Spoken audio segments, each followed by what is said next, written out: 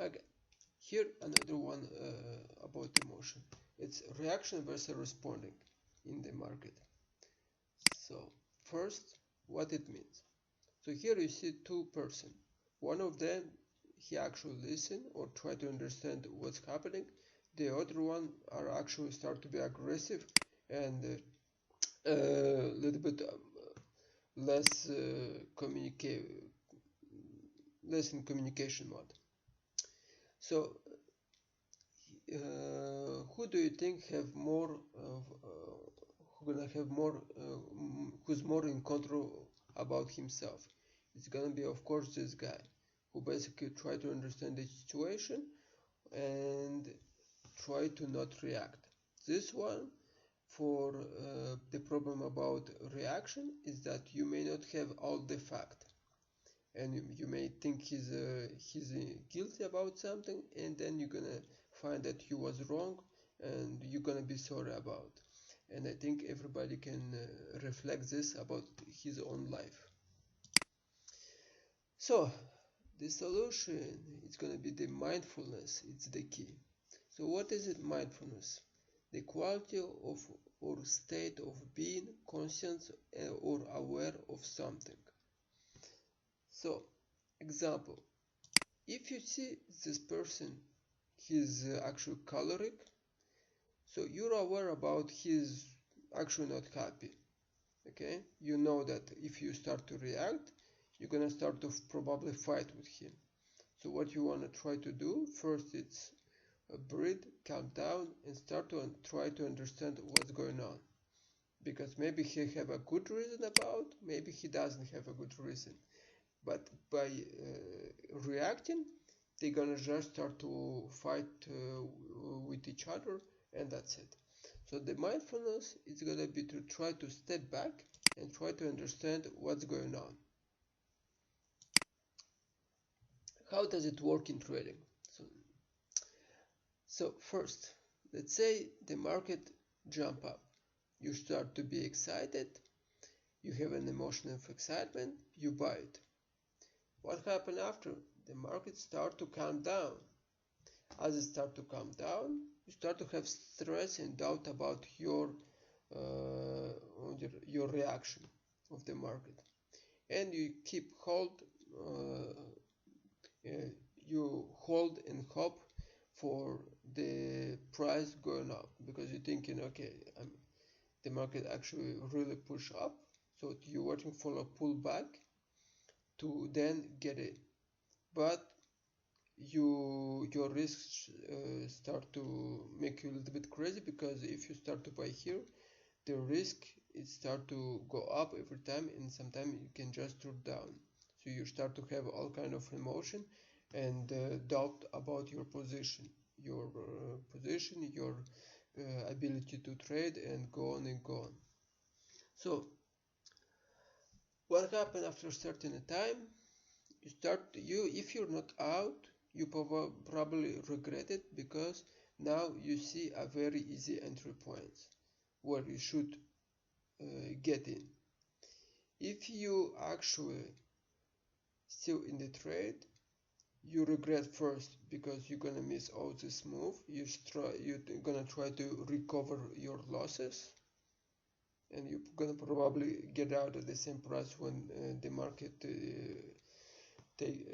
when you took the position. And if you get out at this price by seeing this entry point, you're gonna be angry, regretted to actually and fearless about taking this trade again because you just had a bad experience. Then the position work out and start to move your way, and you could either make the money even more, or you're gonna not take it because you're gonna be angry about yourself and not taking a trade. So then you're gonna start what? Blaming the market. Of course, you're never gonna blame yourself because the market, you're gonna say, was in control of you, or actually he was in control of you. You had lack of control of yourself. Then let's say in the real life. So it's a little bit gonna be So that's it, USD GPI.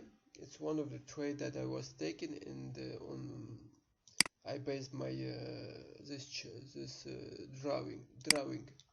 So first, let's say you have downtrend. There is a big spike up. Here I didn't took the trade at this point because I saw this big spike, and usually I be after big spike I'm waiting to see a pullback.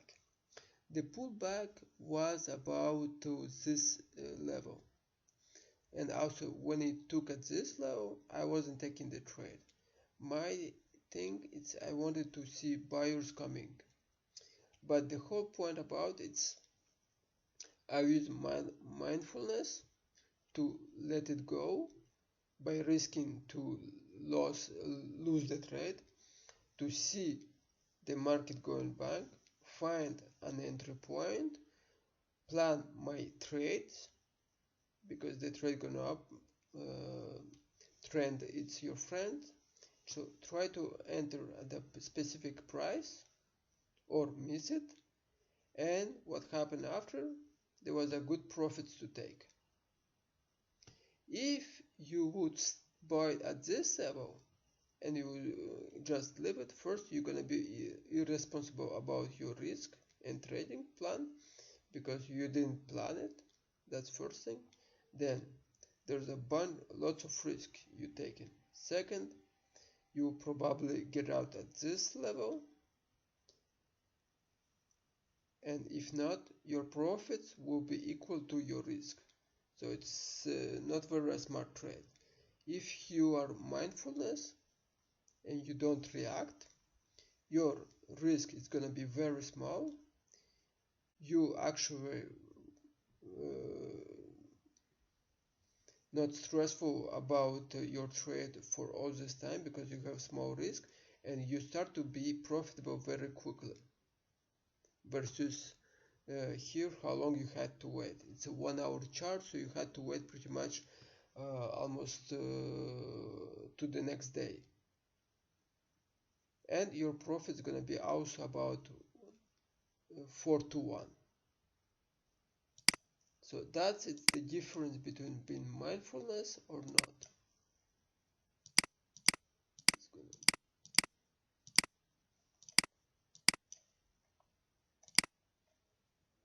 Okay, so the conclusion about this is mindfulness will always win in a real life, like here, as well in trading, because trading it's about it is a real life.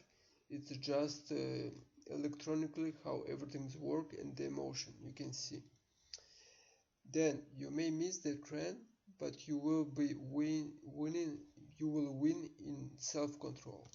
So let's say the trend will be just go up. Okay, you won't be able to have a pullback and you would miss it. Here you probably have still the same risk, but you probably make the money. Example. The problem with this, it may work once, but with time and time, first you won't be in control of yourself.